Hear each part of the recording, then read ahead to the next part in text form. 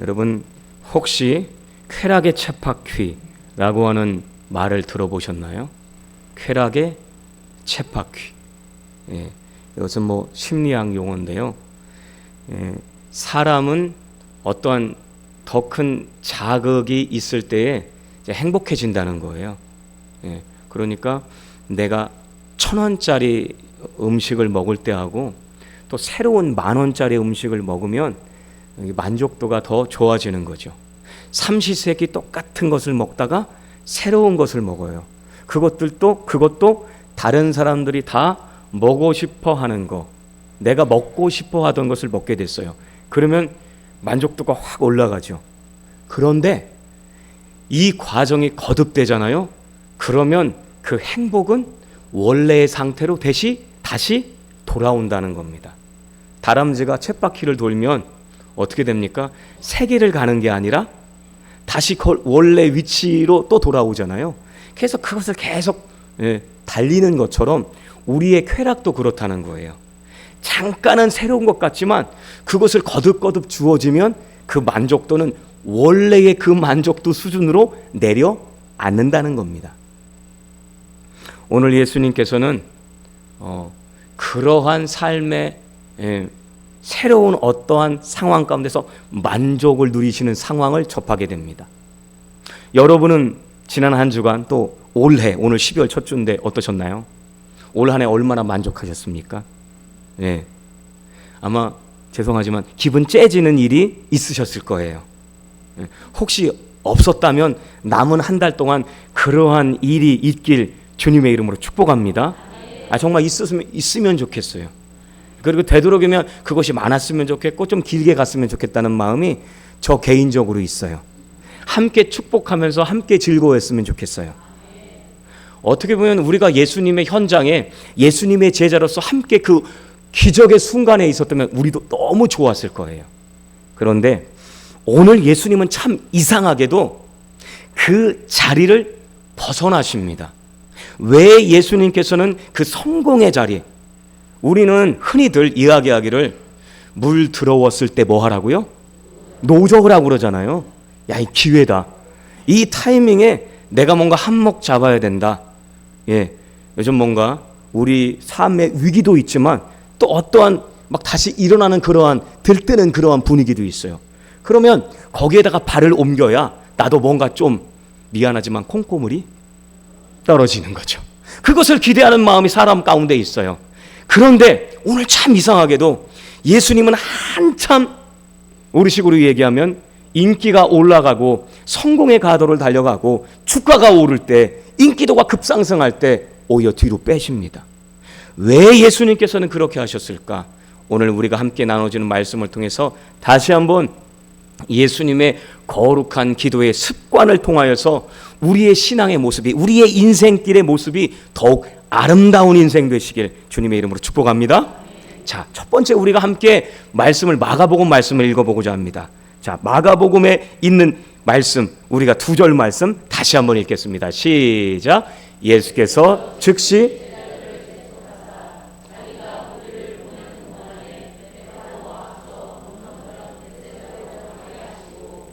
무리를 작별하신 후에 기도하러 산으로 가시니라.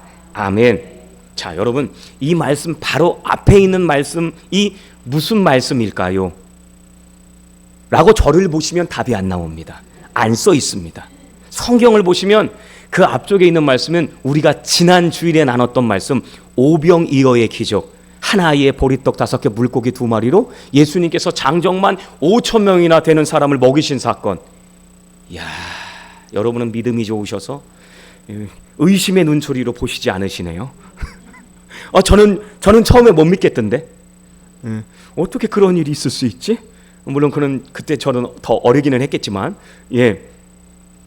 장정만 5,000명이었으니까 대략 추산을 해도 2만 명 이상의 사람이 그것으로 먹었어요.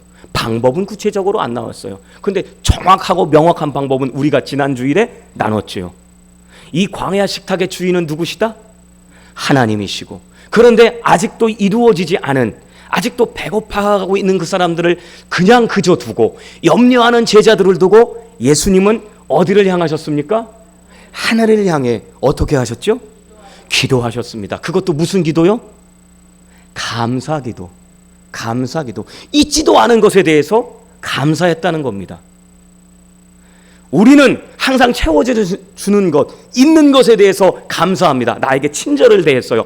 그럼 고맙습니다. 감사합니다. 내 지난 생일에 이 사람이 나한테 생일 이모티콘, 기프티콘을 보냈어요. 그러면 어떻게 해요? 나도 똑같이 내가 10,000원짜리 받았으면 최소한 그 절반 이상은 해야죠. 양심이 있는데. 예, 커피 쿠폰이라도 보내낼 거 아니겠어요? 예, 그것이 인지 상정인 거죠. 그런데 예수님께서는요, 아직 받지도 않았음에도 불구하고 사람들의 아우성치고 배고파는 눈초리가 있음에도 불구하고 주소가, 우선순위가 하나님께 있었다는 것입니다. 그렇게 해서 진정 오병이어의 기적이 있어진 거예요. 그러면 어떻겠습니까? 사람들이 예수님께 대해서 어떠한 마음을 갖겠습니까? 자기들을 먹여준 사람. 여러분이 엄마 아빠를 왜 더 사랑하십니까? 먹여주고 재워준 그 수많은 날들이 켜켜이 쌓이고 쌓여진 것 아니겠습니까? 미운 정, 고운 정 다 차곡차곡 쌓여진 거예요. 어떤 때는 추서온 자식인가 싶기도 하고, 예, 내 엄마가 아니고 내 아빠가 아닌가라고 하는 의구심이 들 때가 있을지언정, 그래도 어떻게 해요? 그래도 학교 갈 때는 챙겨주고 배고프다고 하면 먹을 거 주시고, 그 낱낱이 하루하루 순간순간이 쌓여서 우리는 사랑이라고 하는 것을 느끼게 됩니다. 검증된 거죠. 자, 그 모든 시간 가운데서 이 예수님이 베풀어준 그 은혜에 먹고 배부르니까 어떻게 해요? 야, 이건 감사한 거죠. 떠나가고 싶지만 아마 더 달려들었을지도 몰라요. 저녁 때가 돼서 가야 되거든요. 이제 광야에 집이 없기 때문에 가야 돼요. 집으로 다 돌아갈 타임이에요. 그런 상황 가운데서 더 다가오고 있고 더 관심 있어 하는 사람들을 두고 예수님은 제자들에게 어떻게 하십니까? 제자들을 밀어내는 일을 하십니다. 자, 오늘 말씀에 보면 예수님께서 어떻게 하셨습니까? 45절에 즉시 제자들을 재촉하사 오병이어의 기적을 일으키시고 버릴 것이 없게 하셔서 다 거두어들였어요. 다 거둬들였어요. 그리고 거두어들인 그 일이 다 끝난 다음에 예수님께서는 재촉하셨어요. 어떻게 해요? 무엇을 위해서요? 벳세다 다른 건너편으로 그들을 보내시기 위해서 그들을 분리시켰다는 말씀입니다. 여기서 이 재촉하다라고 하는 이 말의 의미가요, 강요하다는 뜻이 있어요. 물리적으로 압박하여 억지로 하게 하다는 거예요. 그러니까 예수님께서 엄하게 얘기하신 거예요. 야, 지금 뭐 하는 거야? 다 모여. 자, 배 타고 저쪽으로 가. 여기에 너희 좀 신경 쓰고 머무를 게 아니라 저 다른 건너편으로 가라. 그 예수님께서는 재촉하셨습니다. 그리고 본인은 혼자, 야, 너희들 제자들이 내 인기를 받으면 안 되지. 내가 했는데 너희들이 뭐 했어? 나눠준 것밖에 더 했어? 이 영광을 다 내가 받으리라. 그래서 예수님께서는 제자들 다 보내고 혼자 영광 받으신 것이 아니라 작별하시고 어디로 가셨습니까? 산으로 가셨습니다. 무엇 하시러? 기도하시러. 여러분, 여기에서 이 작별하다는 말의 의미가요, 관계를 정리하다는 말이고 의미이고 스스로 분리시키는 어떠한 강력한 결단성을 포함하고 있는 내용이에요. 그러니까 작별했다는 것은 이제 너희하고 나하고는 더 볼 관계가 아니라는 거예요. 여기서 끝. 다음에 또 볼 수도 있을지 모르지만 예수님 입장에서는 너희는 여기서 끝이다. 난 해야 할 일 다 했다는 거예요. 굿바이, 바이바이, see you again이 없어요. 다시 보자는 말이 없어요. 여기서 끝이다. 여기서 이제 그만이야 라고 예수님께서는 그렇게 종지부를 찍으시고 산으로 기도하러 가신 겁니다. 두 번째 오늘 말씀 누가복음 5장 말씀입니다. 5장 16절 말씀 우리가 함께 읽어볼까요? 5장 16절 시작. 예수는 아멘. 이 상황은요, 나병 걸렸던 사람이 낫게 된 상황이에요. 똑같은 본문의 말씀을 마가복음 1장에도 기록하고 있어요. 근데 이 상황 가운데서 이 사람이 낫기를 바랐고 그것에 대해서 예수님께서 낫게 해주셨어요. 엄청난 일이죠. 그리고 유대인의 율법을 따라서 그대로 질서를 지키게끔 말씀하셔요. 제사장한테 확인받고 하나님 앞에 드릴 거 드리고, 이것은 마치 유대인들이 당연히 따라해야 될 법칙, 준칙 같은 거였어요. 그거 잘 해라. 그리고 소문내지 마. 소문내지 마. 그런데 어떻게 해요? 소문이 나버렸어요. 소문이 나버렸어요. 그러니까 어떻습니까? 예수님의 말씀도 듣고 싶고 또 예수님께 병도 낫고 싶고 문제가 있는 사람들은 해결받고 싶잖아요. 여러분 전화하시죠? 일 있을 때만 전화하면 얌체. 예. 무슨 용무만 있으면 엄마 나 이거 어떻게 해야 돼? 예. 요즘은 물론 유튜브가 있고 챗 GTP가 있고 제미나이가 있고 이래서 뭐 된장찌개 레시피, 김치찌개 레시피 다 뭐 거기서 볼 수 있겠지만 옛날에는요 다 주변에 사람들 필요하면 용도와 목적에 따라서 사람을 그렇게 가까이 하고 전화를 하죠. 그런데 오늘 이 말씀에서 보면 예수님께서는 그 나병 환자는 예수님 앞에 그렇게 나왔지만 어떻게 했습니까? 야 조용히 해. 소문내지 마. 네 해야 할 것은 여기까지다. 네가 받아 누린 은총이 있잖아요. 이 받아 누리는 은총을 네가 너만 잘 누리라. 하지만 소문이 나버렸어요. 그래서 사람들이 자기의 문제에 급급한 사람들이 다 그 목적에 따라서 예수님 앞에 나오게 되는 거죠. 그런데 오히려 사람이 구름대같이 착 모여드는 그 상황 가운데서 예수님께서 다 받아 주어라. 그래 뭐 때문에 왔어? 어디가 아파? 허리가 아파? 다리가 아파? 고지혈증? 고혈압? 뇌혈관 질환? 심장? 어디 폐? 폐도 여기죠. 폐? 장기? 뭐가 문제야? 하고 다 받아줄 수 있으셨을 텐데, 왜냐하면 예수님은 단 한 분이십니다. 예수님의 탄생 사건은 우주적 사건이에요. 우주적 사건이요. 단 일회적인 사건. 하나님의 아들로서의 단 한 번의 사건이에요. 수없이 이 땅을 스쳐 지나가는 저와 여러분의 평범한 사람의 모습이 아니라 하나님이셨고 하나님의 아들로 오셨던 단 한 번, 수천 수만 수억 년의 이 세상의 시간이 흘러갔지만 단 한 번의 사건. 그런데 예수님은 어떻게 하셨어요? 오늘 말씀 이 16절에 보니까요, 예수는 어떻게 하셨다고요? 물러가사. 어디로 가셨어요? 한적한 곳. 여러분, 이 한적한 곳은 헬라어 단어 그대로 얘기하면요, 광야예요. 광야. 베세다 들녘이라고 그랬잖아요.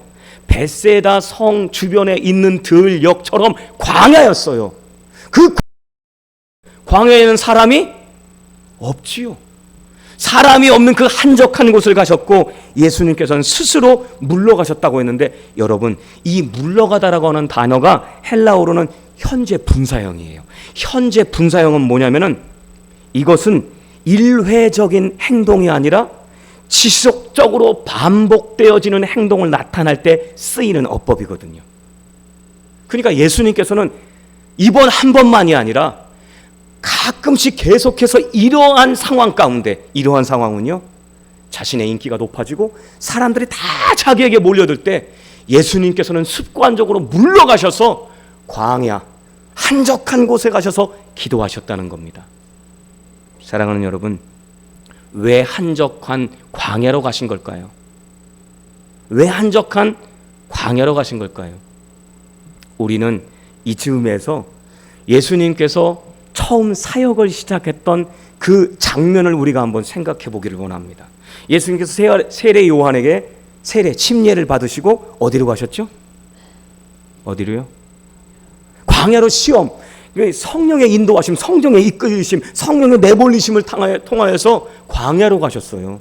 그리고 그곳에서 마귀로 인해서 시험을 받게 되잖아요. 그 시험은 누구를 위한 거예요, 여러분? 저는 분명히 깨닫습니다.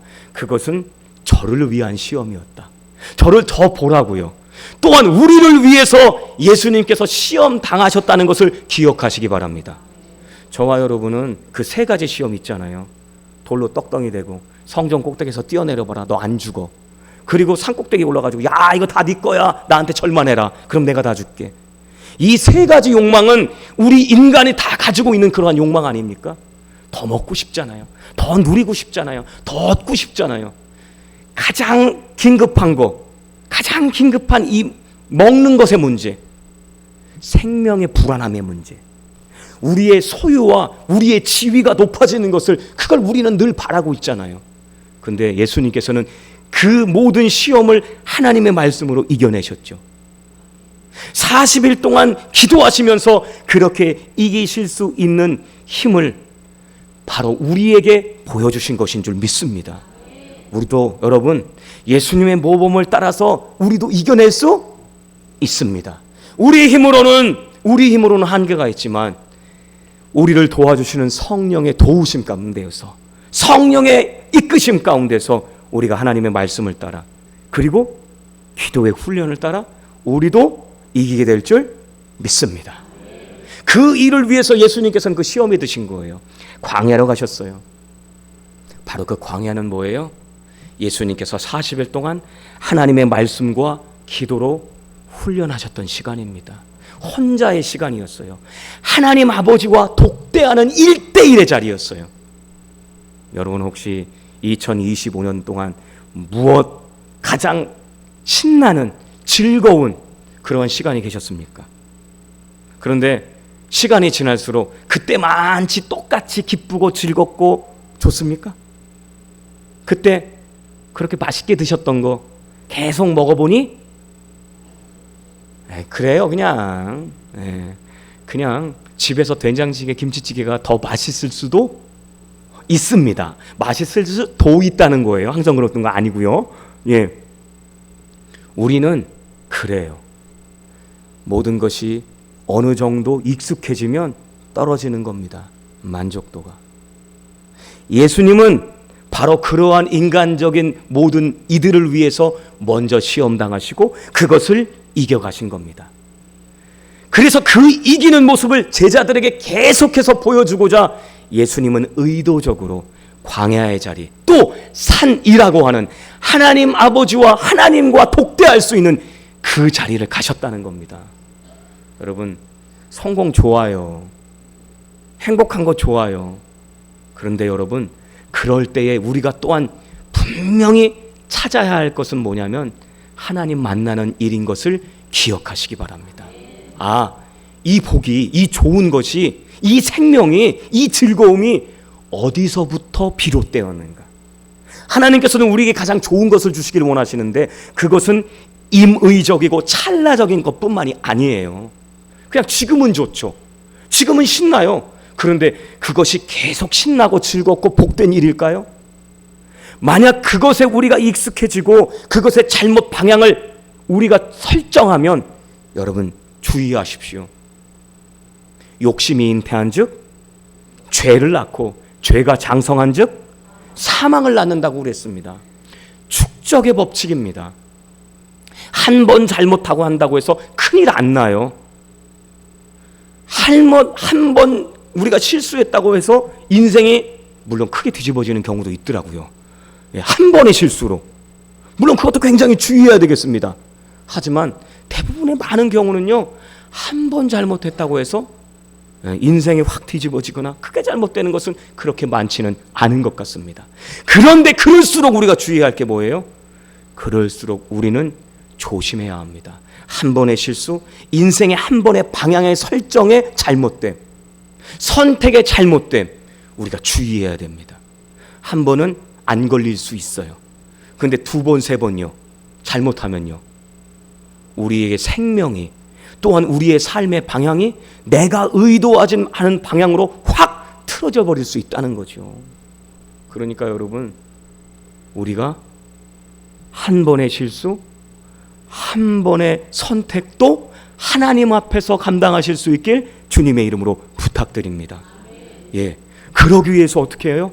예수님처럼 우리는 기도해야 될 줄 믿습니다. 성공 앞에서도요. 여러분 즐거우세요? 저는 그래서 여러분 정말 즐겁기를 바라요. 여러분이 정말 행복해졌으면 좋겠어요. 저를 초대해 주시면 더 좋겠지만, 그렇지 않더라도 여러분이 하나님 앞에서 그 즐거움을 다시 한번 재해석, 재접근할 수 있기를 소원합니다. 아, 이 즐거움의 근원이 어디 있지? 내 생명의 근원이 어디 있지? 내가 그냥 생겨났나? 이렇게 살다가 그냥 이 세상 마칠종 쫑하고 사라지는 건가? 연기와 같이, 안개와 같이, 구름과 같이요? 하나님의 사람들은 하나님의 약속된 말씀을 통해서 인생의 의미가 어디에 있는지 분명히 기록하고 있어요. 찰나와 같은 인생이지만 하나님께서는 그 인생 각자에게 의미를 두셨다는 겁니다.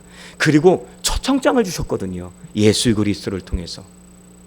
예수 그리스도께서 오시기 전에는 또 수많은 선지자와 또한 자연 만물의 섭리와 그 이치를 바라볼 때 우리가 느끼는 경외감을 통하여서 하나님을 알만한 것들을 만물 가운데 담아두셨다고 로마서 1장 말씀은 우리에게 분명 말씀하고 있어요. 여러분, 그러니 그 초대장 받고 우리가 그 초대장에 합한 대로 살아가실 수 있기를 소원합니다. 그래서 예수님은 광야를 가신 거예요. 거기에서 기도하셨고 내 이유, 내 존재의 목적을 다시 한번 깨달은 거죠. 하나님의 말씀을 따르는 삶. 이 인기가 아니라, 사람들의 백수가 아니라, 사람들의 칭찬이 아니라, 사람들의 환호성이 아니라, 저 반짝반짝거림과 그 현란함이 아니라, 그것보다 먼저 하나님 앞에 무릎 꿇은 겁니다. 그리고 자신의 생명의 사명을 확인하신 거죠. 말씀을 마칩니다. 시편 62편에 보면 다윗의 시편이 있습니다. 시편 62편에 다윗의 이 시편 이렇게 또 올려주셨네요. 시편 1절 62편 1절 2절 함께 했습니다. 시작.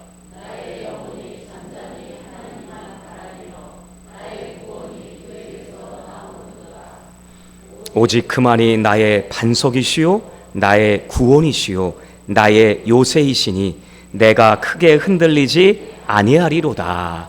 아멘. 여러분, 힘들고 어려운 때만 인생이 흔들리는 게 아니에요. 성공에 그리고 즐거움에 아주 좋을 때도 우리는 흔들릴 수 있습니다. 하나님으로부터 멀어지는 그 모든 것은 흔들림입니다. 무게중심 부분으로 우리가 가까이 가면 흔들리지 않잖아요. 그런데 무게중심 부분에서 변두리로 갈수록요, 우리는 더 흔들려요. 여러분의 인생의 무게중심은 어느 분입니까? 무엇입니까? 그 중심으로 갈수록 우리는 안 흔들릴 거예요. 하지만 그 중심 주변부로 우리가 이동하면 우리는 막 더 많이 흔들릴 거예요. 이건 물리 법칙일 뿐만 아니라 우리의 인생 법칙이기도 합니다. 하나님께 가까이 하는 사람은 하나님께 마음을 두고 하나님께 뜻을 정한 사람들은 다니엘처럼, 믿음의 사람 다윗처럼 흔들림이 적습니다. 없는 것은 아니에요, 여러분. 우리도 흔들립니다. 저도 흔들리고 우리 모두는 흔들려요. 하지만 흔들리고 넘어지더라도 우리는 우리를 붙잡아 주시는 하나님 안에서 우리는 견고한 반석과 구원과 요새의 은총을 누리게 될 줄 믿습니다. 다윗은 그것을 누렸어요. 그리고 그 뒤에 말씀에서 그는 이렇게 얘기해요. 인생의 어떠한 한계에 대해서 이렇게 표현합니다. 9절 10절 제가 읽어드릴게요. 아, 슬프도다. 사람은 입김이며 인생도 속임수이니 저울에 달면 그들은 입김보다 가벼우리로다. 포악을 의지하지 말며 탈취한 것으로 허망하여지지 말며 재물이 늘어도 거기에 마음을 두지 말지어다. 하나님께서 자신에게, 다윗에게 그 말씀을 한두 번 한 것이 아닌 것을 그 뒤에 말씀에 표현하고 있어요. 여러 번 계속해서 하나님께서는 우리에게 은총을 베풀어 주시는 줄 믿습니다. 그 은총 가지고 여러분 살아가실 텐데, 말씀을 마치면서 이영표 축구선수 아시죠? 네, 모르시나요? 네, 월드컵에 초롱이 이영표 선수가 크리스찬이고 집사님입니다. 집사님의 직분을 가지신 분이에요. 그분이 CBS 새롭게 하소서에 출연했을 때 이러한 자신의 신앙 고백을 한 것을 제가 여러분에게 읽어드립니다. 저는 하나님께 쓰임받는 사람이 되고 싶었지 유명한 사람이 되고 싶지는 않았습니다. 그런데 어느 순간 제가 유명한 사람이 되어 있더라고요.